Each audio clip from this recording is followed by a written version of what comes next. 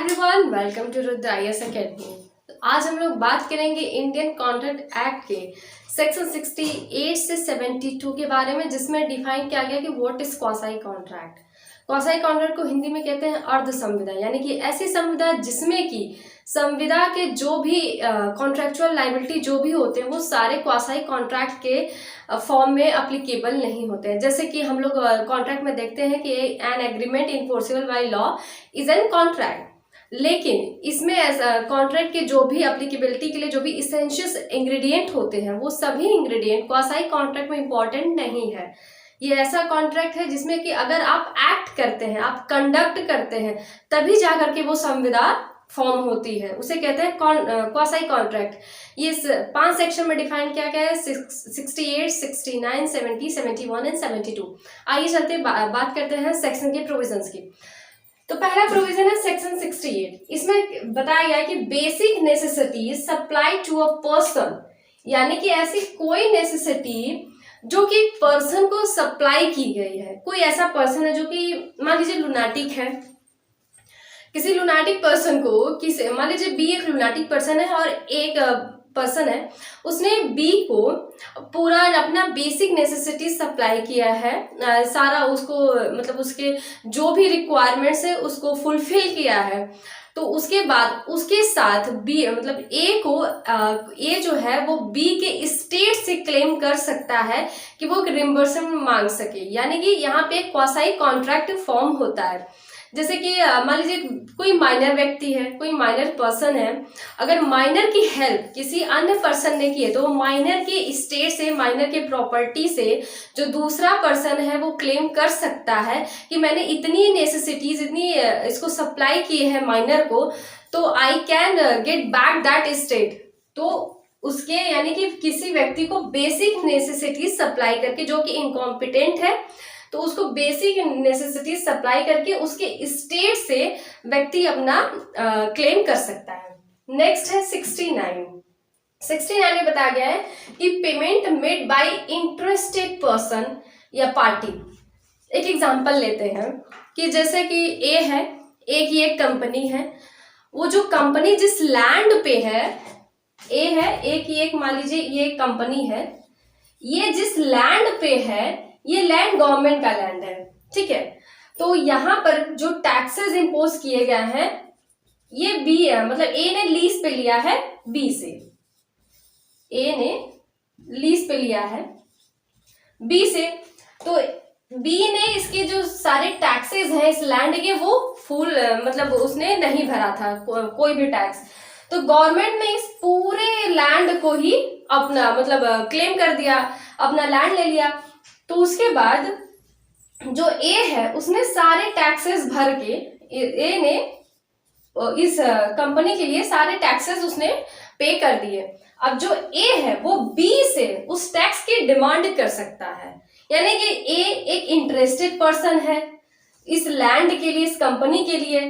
तो अब ए ने जब टैक्स भर दिया तो वो बी से उस जो उसने टैक्स भरा है उतने अमाउंट का वो क्लेम कर सकता है। तो इसको कहते हैं, ये आपके कवर होता है सेक्शन 69 में, जिसमें कहा है कि payment made by interested person या पार्टी। यहाँ पे इंटरेस्टेड पर्सन कौन है? ए है, और ए ने उस टैक्स को पे कर दिया है। अब ए जो है वो बी से क्लेम कर सकता है कि मैंने टैक्सेस पे कर दिए हैं, now you can give me my मतलब जो भी मैंने टैक्सेस दिए हैं। नेक्स्ट हम लोग बात करते हैं सेक्शन 70 की। 70 में होता है नॉन ग्रेटिट्यूस एक्ट, यानी कि कोई ऐसा एक्ट जो कि निःशुल्क नहीं है, फिर भी उस एक्ट का आपने अगर फायदा उठाया है तो भी आपको उसके लिए पे करना पड़ेगा।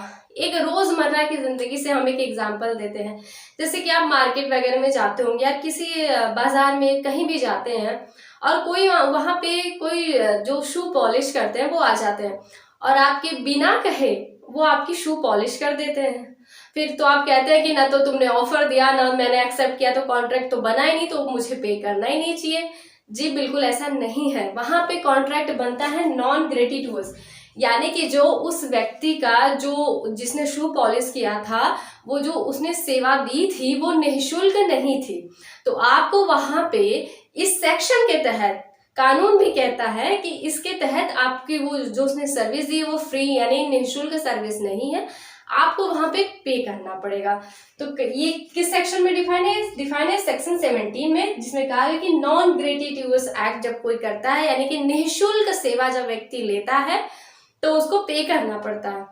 एक एग्जांपल और लेते हैं कि मान लीजिए किसी ने किसी कंपनी में कोई रॉ मटेरियल लाके रख दिया है, अब आपने उसका यूज कर लिया, आपको भी जरूरत थी लेकिन आपने मंगवाया नहीं था, आपने उसका यूज कर लिया और जब वो दोबारा या लेने के लिए आपने कहा कि तुम तो ऐसे ही लड़के चले गए थे, मेरा तुमसे कोई ना कोई ऑफर हुआ ना एक्सेप्टेंस हुआ, तो यहाँ पे कॉन्ट्रैक्ट तो बनता ही नहीं है। ऐसा नहीं है, क्योंकि वो जो उसने रखा था जो रॉ मटेरियल था वो निःशुल्क नहीं था, उसे पे करना था, तो आपको भी वो पे करना पड़ेगा। अब नेक्स्ट चलते हैं सेक्शन 71 पे, फाइंडर ऑफ लॉस्ट गुड्स, यानी कि कोई वस्तु है जो खो गई है और किसी और व्यक्ति ने उसे पा लिया है, तो उसकी लाइबिलिटी बनती है कि वो जो पाया हुआ सामान है वो ले जा करके जिसे वो बिलोंग करता है उसको दे, चाहे 1 साल बाद या 1.5 साल बाद, जितने साल बाद भी अगर उसको ऑनर का पता चलता है तो ले जा करके वो सामान उसको देना पड़ेगा। एक एग्जांपल लेते हैं कि कोई रिंग है, गोल्ड की रिंग है, काफी वैल्यूएबल है और किसी की गिर गई है और 6 महीने बाद या फिर 2 महीने बाद उस व्यक्ति को पता चलता है कि मेरी रिंग तो इसके पास है, और उस व्यक्ति जाता है लेने के लिए तो सामने वाला कहता है कि नहीं मैंने तो ऐसे ही पा लिया था और मैं नहीं दूंगा। तो ऐसा नहीं है, यहाँ पे लाइबिलिटी बताई गई है फाइंडर ऑफ गुड्स की, यानी कि अगर आपको कोई गुड्स मिलता है तो आपकी लाइबिलिटी है कि अगर आपसे ओनर लेने आता है या आपको ओनर का पता चलता है तो आपको वो उसको लौटाना पड़ेगा। अब आता है सेक्शन 72 पे, पेमेंट मेड बाय मिस्टेक। ये बहुत बार होता है, ये ऐसा कोई पेमेंट होता है जो कि मिस्टेक से हो जाता है तो आपको उस पेमेंट को वापस देना पड़ता है। इस डिजिटल समय में सबसे ज्यादा ये जो काम होता है वो होता है ऑनलाइन बैंकिंग में। जैसे कि अगर किसी व्यक्ति ने किसी को और अनदर अकाउंट में पैसे भेजने और वो पैसे आपके अकाउंट में आ गए, तो ऐसा नहीं है कि आपके तो लॉटरी लग गई, आप उसको वापस नहीं करेंगे, ऐसा नहीं है, आपको वो पेमेंट वापस करनी पड़ेगी, क्योंकि इसमें दिया गया कि उसने बाय मिस्टेक वो जो पैसा है वो आपके अकाउंट में आया है तो आपको उसे वापस करना पड़ेगा। क्वासी कॉन्ट्रैक्ट का जो एक रूल है वो कहता है अनजस्ट इनरिचमेंट, यानी कि किसी भी व्यक्ति को वो रॉन्गफुली गेन नहीं होना चाहिए। यानी कि मान लीजिए कोई व्यक्ति है और उसको रॉन्गफुल गेन हो गया है और किसी व्यक्ति को रॉन्गफुल लॉस हो गया है, तो ऐसा नहीं होना चाहिए। ये जो क्वासी कॉन्ट्रैक्ट है इसी फॉर्मूले में बेस्ट है कि किसी को अनजस्ट इनरिचमेंट नहीं होना चाहिए, एक बैलेंस लेके चलना चाहिए। तो आई होप कि आप सबको ये सेक्शन बहुत अच्छे से समझ में आ गया होगा। एक बार मैं फिर से पढ़ दे रही हूँ। सेक्शन 68 में बताया गया कि बेसिक नेसेसिटी सप्लाई करने के लिए कोई भी अगर इनकॉम्पिटेंट है, लूनाटिक पर्सन है, माइनर है, कोई अदर व्यक्ति है, तो उसको अगर आप सप्लाई करते हैं तो आप उसके स्टेट से उसकी प्रॉपर्टी से क्लेम कर सकते हैं। नेक्स्ट है सेक्शन 69 जिसमें बताया गया payment made by interested party.